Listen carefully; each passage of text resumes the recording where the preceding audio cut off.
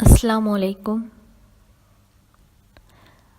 آج کی یہ آڈیو خاص طور پر لڑکیوں کے لیے ریکمینڈ کی جاتی ہے۔ جنت میں حور۔ حور کون ہے؟ حور جنت کی ایک لڑکی ہے اور بہت ہی خوبصورت، اتنی خوبصورت کہ اپنے ہاتھ کی ایک انگلی اگر وہ سورج کے آگے کر دے تو سورج مدھم پڑ جائے، اپنی کلائی اگر تاریک کائنات میں وہ واضح کر دے تو پوری کائنات میں روشنی پھیل جائے، اپنا تھوک اگر وہ سمندر میں پھینک دے تو سمندر میٹھے ہو جائیں، اگر وہ اپنا دوپٹہ اس کائنات میں پھیلا دے تو پوری کائنات خوشبودار ہو جائے۔ لیکن ایمان والی عورت کا کیا؟ وہ کیسی ہوگی جنت میں؟ آپ کو پتہ ہے کیا؟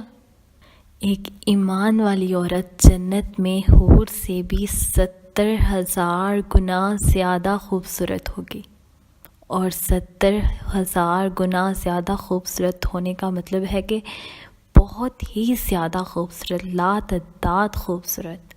حضرت عائشہ رضی اللہ عنہم فرماتی ہیں، ایک محفل ہوگی جس میں ایمان والی عورتیں اور جنت کی حوریں بیٹھی ہوں گی، اور مناظرہ شروع ہو جائے گا، اور حوریں کہیں گی تم نے موت کا ذائقہ چکھا لیکن ہمیں موت نہیں آئی، تم نے بڑھاپا دیکھا لیکن ہمیں بڑھاپا نہیں آیا، تم لڑ کر یہاں پہنچے لیکن ہم کبھی نہیں لڑیں، تم نے ساتھ چھوڑا لیکن ہم نے کبھی ساتھ نہیں چھوڑا، آخر ساتھ چھوڑا ہے تو مر کر یہاں پر آئی ہونا۔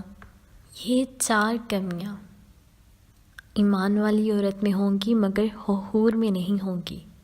حور ہمیشہ زندہ، کبھی موت نہیں جگی، ہمیشہ جوان، کبھی بڑھاپا نہیں آیا، ہمیشہ راضی، کبھی لڑی نہیں۔ لیکن اس کے مقابلے میں ایمان والی عورت کیا کہے گی؟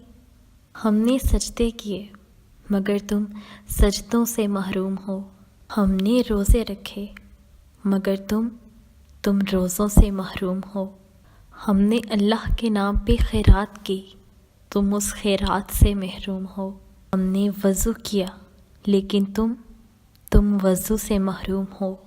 اور حضرت عائشہ رضی اللہ عنہم فرماتی ہیں کہ ایمان والی عورتیں جنت کی عورتوں پر غالب آ جائیں گی، اور یہ غلبہ 70,000 کا مطلب ہوتا ہے کہ لامحدود غلبہ۔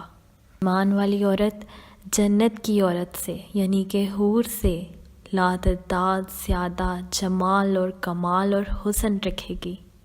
اللہ تعالیٰ اپنے نور میں سے ان کے چہرے پر نور ڈالے گا اور ان کے حسن کو اصلی کر دے گا، ابدی کر دے گا، نہ کبھی ختم ہونے والا، ہمیشہ رہنے والا۔ اور یہ کامیابی ہے جس کی چابی اسلام ہے، اور اسلام ہی اللہ تعالیٰ کا پسندیدہ دین ہے۔